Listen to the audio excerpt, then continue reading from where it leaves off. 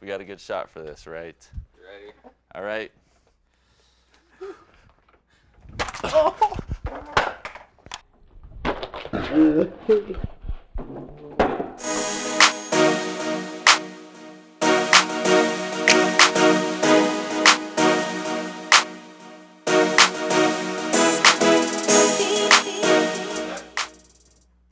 Oh, some good memories, huh, Brian?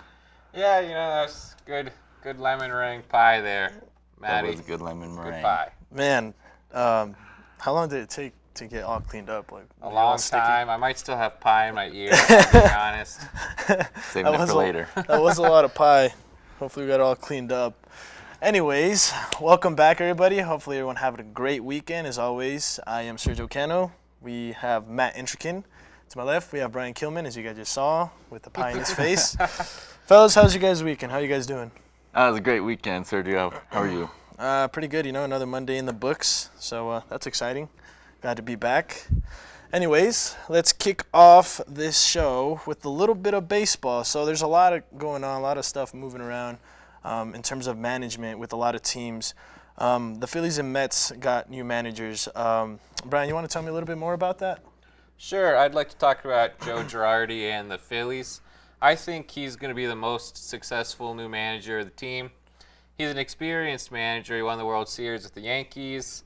And he can hang in a town that needs to win baseball games. When he coached the Yankees, do you think the people of New York said, we can lose some games, we can miss the playoffs? No, they said, we're going to make the playoffs, we're going to win the World Series.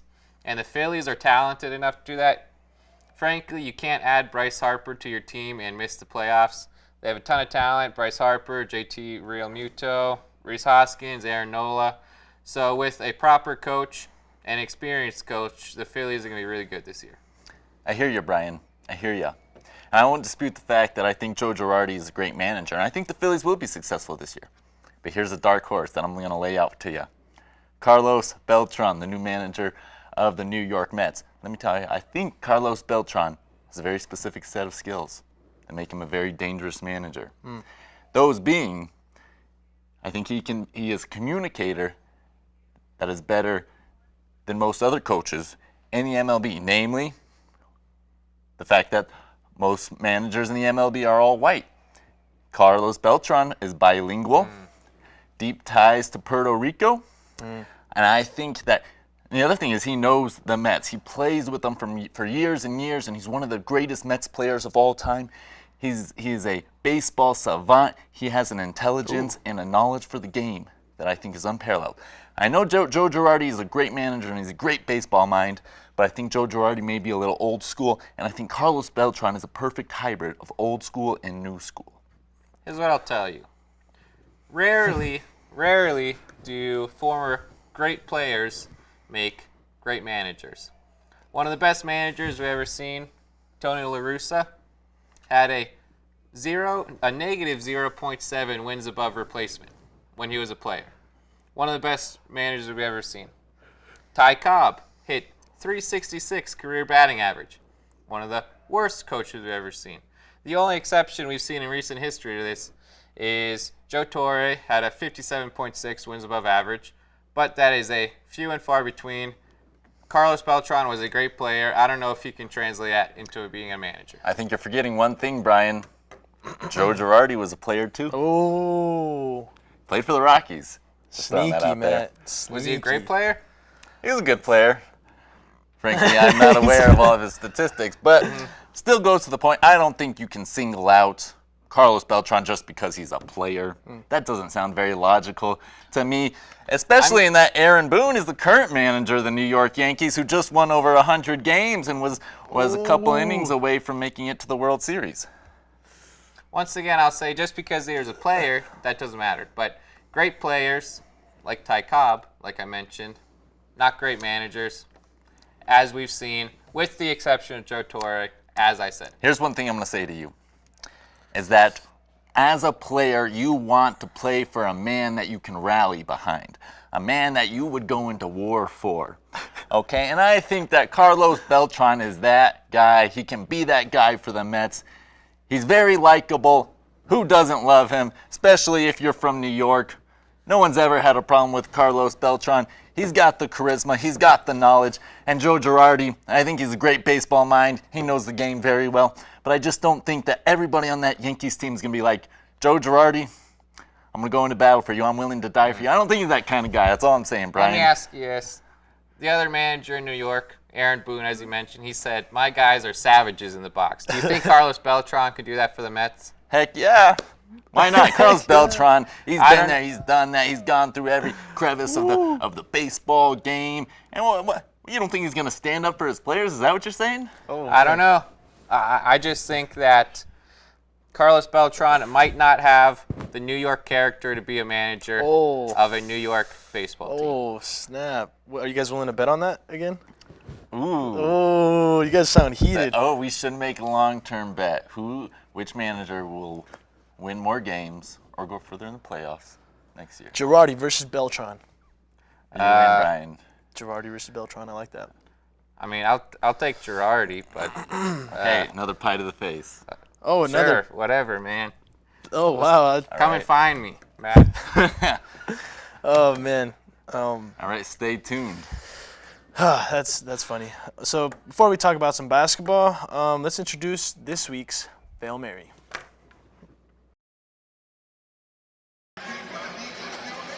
Able to capitalize, only 10 points off of turnovers against the Clippers.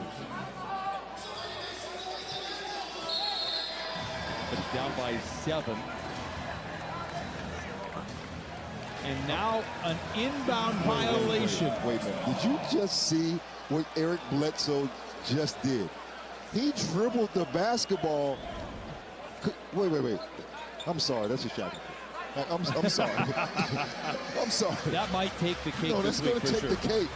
But you know what? That happens when you're in the playground and they throw you the ball and you just say, I'm just about to go and come on, EB. You can't do that. So as you guys can see there, Eric Bledsoe tries to pull a fast one on the ref by just walking in to the court of play.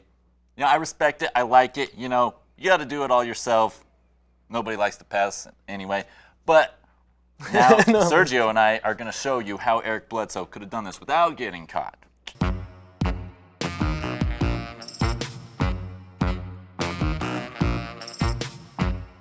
Good afternoon, Colorado Mesa University, and welcome to another edition of Fail Mary.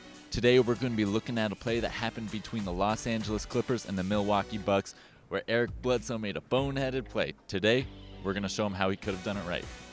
All right, so if you're going to try and pull a fast one on the refs, you got to be a little bit more clever about it.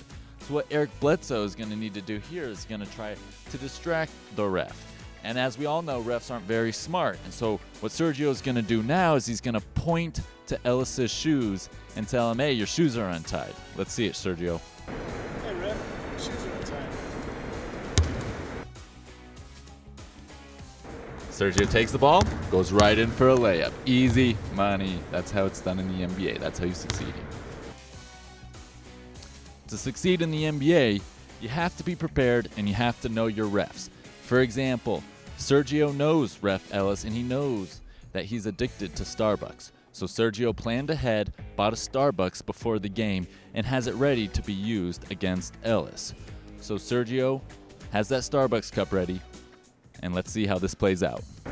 Hey, ref, you look tired. Got you some coffee.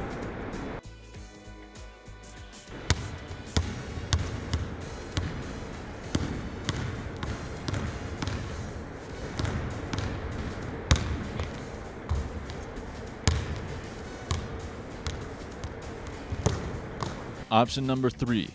The ref can't call a foul if he doesn't see it. So Sergio's going to appeal to that fact, and let's see what he does.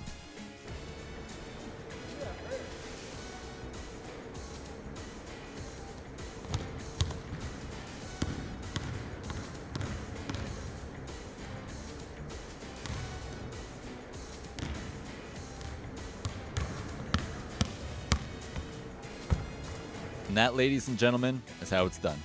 From all of us here at Crossing the Line, remember, keep failing so we can show you how to succeed.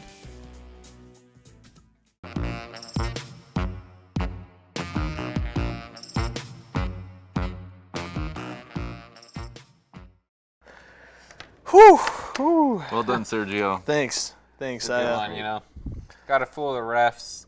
I'm sure the Bucks will give you guys a call. Maybe Eric Bledsoe himself. Yeah. Will say, hey, man, need to learn from the experts here. Eric, you need help? I got you, bro. Basically, I think NBA players today have too much honor. We really need to embrace the cheat to win mantra. True. You just can't be caught, You just got to be sneakier than the opposition. Sure, and I will say it's tough to go into the Staples Center where the refs are all paid off. Snap through. Being the opposing team, it's hard to, slip it through the cracks on the refs. But those are some good ways to do it there, Serge. Thank you. I'm a master for sure, as you guys all saw. So the Suns are extremely hot. No pun intended. I swear. Right now they're 6-3. They're number 1 in assists, number 1% or number 1 in field goal percentage. Sorry. They have Devin Booker, who's playing absolutely great. Shooting 54.5% from the field. The new additions, Aaron Baines, Ricky Rubio, Frank Kaminsky, they seem to fit well and really complement his game.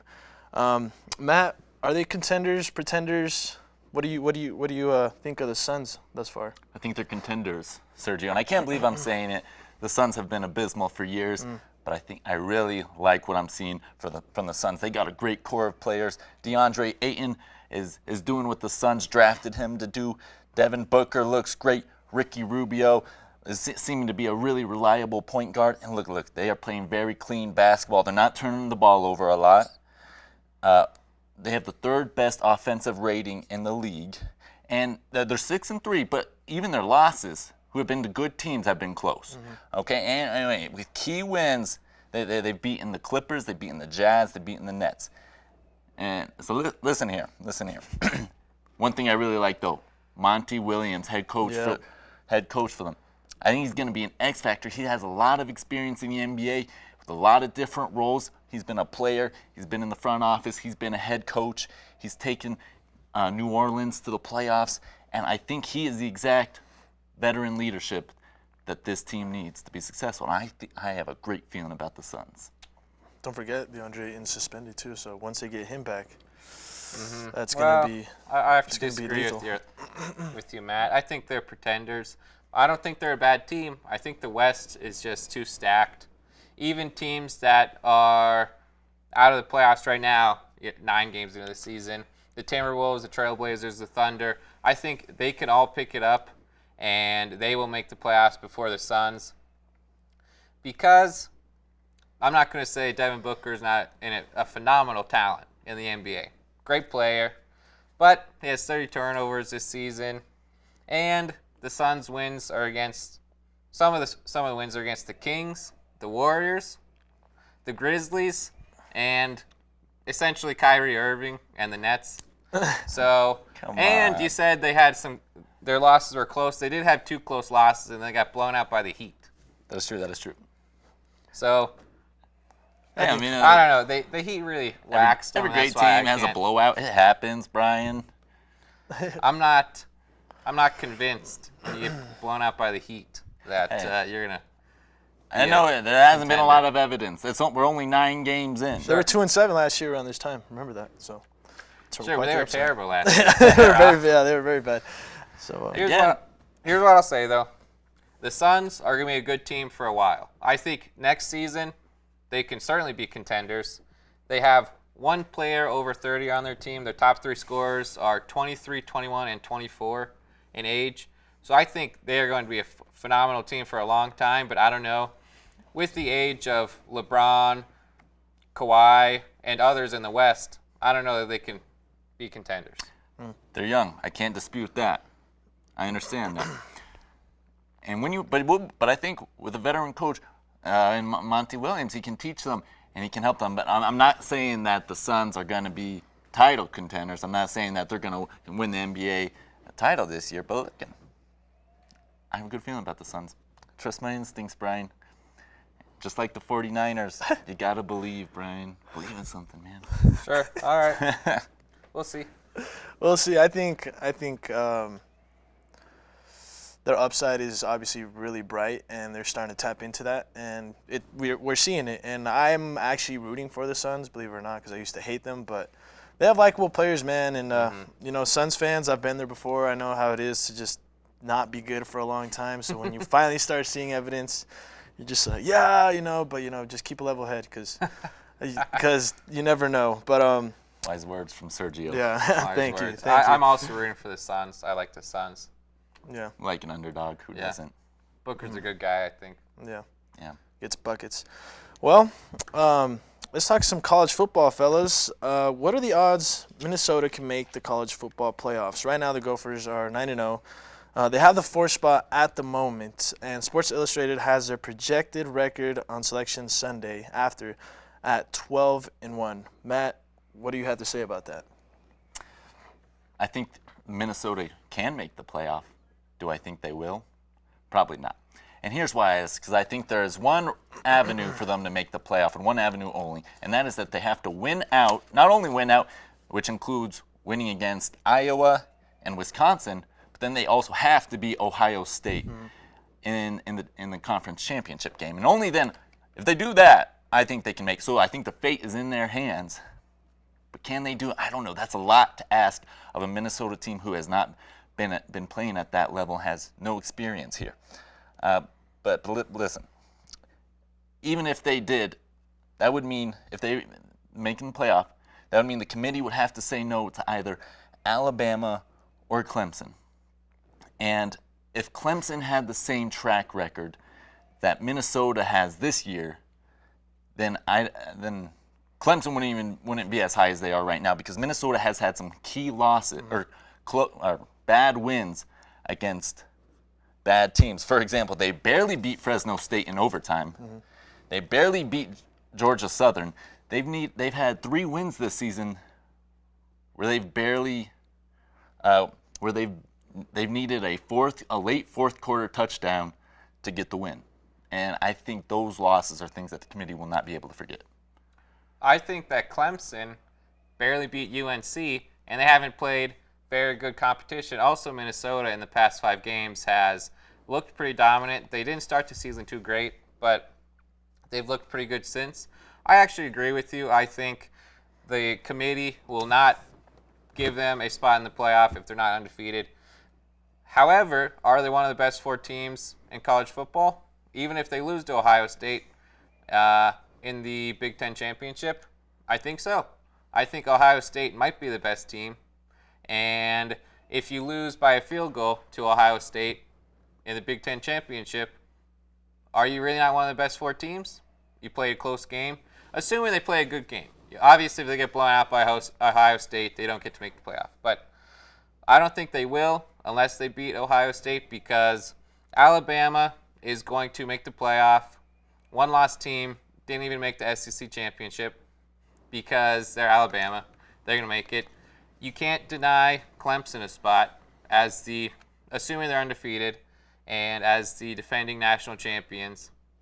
And even if Minnesota does win, who knows if they even make it, because you have Clemson, Alabama, LSU, and it's got to be Ohio State or Minnesota at that point.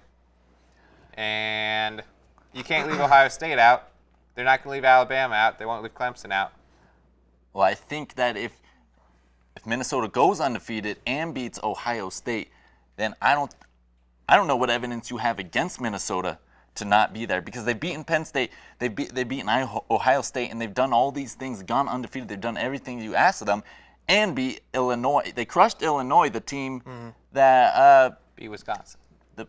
Beat Wisconsin, sure, and so I think they have a chance. But listen, like committee says, it's about what you're doing this year, not what you're doing last year.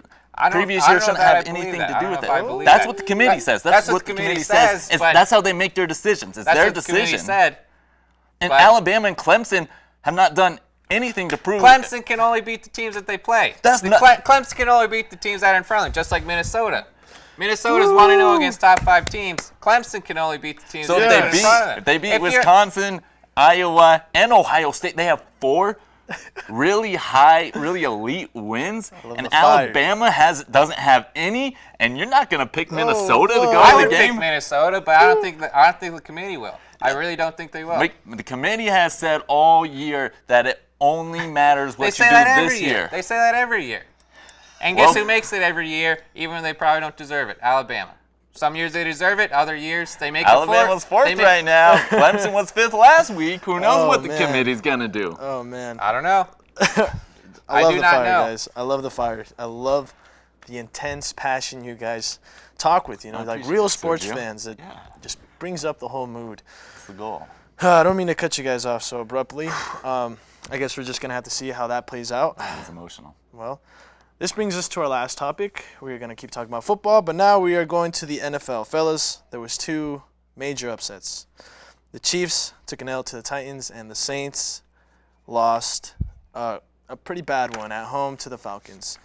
I think Saints taking a loss is worse because they took it at home, 26-9, and they basically got dominated by the Atlanta Falcons, which was very uncharacteristic. Brian, who do you think had the worst? I'll agree with you, Sergio.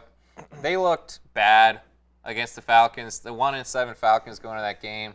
Obviously, the Saints were 7-1. They got blown out at home. They had 11 carries for 53 yards in the game with one of the best running backs, Alvin Kamara, and maybe the best running back duo, Kamara and Latavius Murray. They only had 11 rushes. Drew Brees got sacked 6 times. Wow. The Falcons had 7 sacks on the season before that game. The offensive line got dominated at home, and the Falcons' defense was giving up 31.3 points per game this season, and the Saints put up 9. Drew Brees and the Saints could put up 9. I don't think you can say the Chiefs had a worse loss than that. You guys are both wrong, and here's why. Oh, The Falcons are not as bad as a team as I think the record indicates and as bad as you guys think they are. They've only played one team this season with a record below 500. It's been a tough schedule. And their offense has scored nearly as many points as the Saints have. And I think we can all agree that Matt Ryan, though leading an abysmal team, has been one of the best QBs of the last decade. Now, that's not all I'm saying. Is that the Saints, can't forget that the Saints did not have as much to play for as the Chiefs, who are now barely ahead of the Raiders. The Saints are in firm control of their division. The Chiefs are not. And the Chiefs could not beat a Titans team that is nothing special. And despite an outstanding game from Patrick Mahomes, still managed to lose to the Titans because their defense cannot get it together and they cannot stop the run. They gave up 188 yards on the ground to Derrick Henry, who has only hit 100 yards once this season, and that was barely. wow. And the Chiefs have a lot to play for and still have a lot to play for. Right. And the Saints it was a bad loss. I won't dispute that. But the Saints are going to win the division either way. The Saints will be fine. Okay, but the Chiefs, I still think there's a little bit of doubt that they're not going to win their division. Here's what I'll say. The Chiefs are not going to catch up to the Ravens or the Patriots in the AFC, I don't think. I think they'll still win the division. I think they can beat the Raiders. I think they can win a lot of games. Mahomes is coming back from injury. He had a great game. But to say the Saints had nothing to play for, there's an undefeated team in the NFC. And the Saints only had 1 loss. So if the 49ers take a loss or 2, and then the Saints have the number 1 seed, you think they don't want to have the number 1 seed in the playoff? Okay, I misspoke. Of course the Saints have something to play for, but not nearly as much as the Chiefs did. I mean, they're 7-1, firm control of their division. Okay, all I was saying, it was not as crucial for the Saints as it was for the Chiefs. That makes sense. That makes a lot of sense when you put it that way. But, I mean, they're barely losing the Superdome, No, but, I mean, they might have just taken, a little chill break. But that was some excellent points that you were making there, Matt. Thank you, Sergio. Yeah. I think we should all say rest in peace to how far the Falcons have fell since they were up 28-3 in the Super Bowl against the Patriots. Oh, man. Sorry, Yeah, Atlanta that was Falcons fans. Rest in peace. That was terrible. Atlanta. But, yeah. You know what that reminds me of? A college football playoff when Alabama should have made the playoff and they came back. We're back.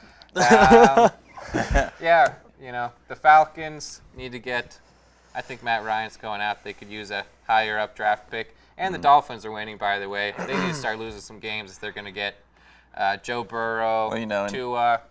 And I hear the Broncos are in search of another washed-up veteran QB. Maybe the Falcons just trade Matt Ryan to the Broncos. You know, Hey, bring him. Open arms. Open arms. Joe Flacco. Yeah. No, Joe Flacco was at the end. I don't know. Matt Ryan's still a good quarterback.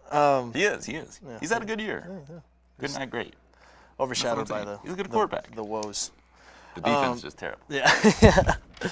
Well, fellas, that concludes another episode. So before we head out, we are going to do our shout-outs. My shout-out of the week, it goes to Nikola Jokic for back-to-back game winners. Just absolutely clutch, no denying that. And best center in the league. You know, if you can say what you want, but the shot says it all. Fellas? On this Veterans Day, my shout-out goes to Joshua Griffin, who, after leaving the game of football for 10 years, joins the Army to fight in the Special Forces and is now a walk-on to Colorado State University Rams football team and is currently the oldest player in college football. Wow. Very cool. Very cool. Good story. I have two shout-outs today, actually. My first shout-out goes out to Deion Waiters of the Miami Heat. My man got a 10-game suspension from the Heat because he had a panic attack after eating an edible on a plane, and the Heat said, that's not going to cut it. He was hungry. Oh, man. You know? At least if you're going to get high, don't show it. Know your portions. Everybody gets high, you know. He said, No, I mean, we've all heard NFL players say, you know, they smoked weed after every game. At least if you're going to be high, don't have a panic attack when you're going know your getting portions. on the plane. Yeah. Know your portions. Come on, Deion. My other shout-out goes to my man, Eddie Pepperell. He got disqualified from the Turkish Airlines Open because he ran out of golf balls. The people he was golfing with, they said on the same hole, he hit at least 4, maybe 5 balls into the water in a row. Oh, my God. And he ran out of balls. And he just walked off. He ran out of balls. He just left. He said, that's enough. I'm out of here. Oh, man. I don't think I've heard that one before. Ran out of golf balls. You don't hear that often. Yeah, I've run out of golf balls before on the course, but I don't get paid a bunch of money to play golf. So. Man, well, thank you everybody for watching. Always a pleasure. We'll see you next Monday. Have a great rest of your week.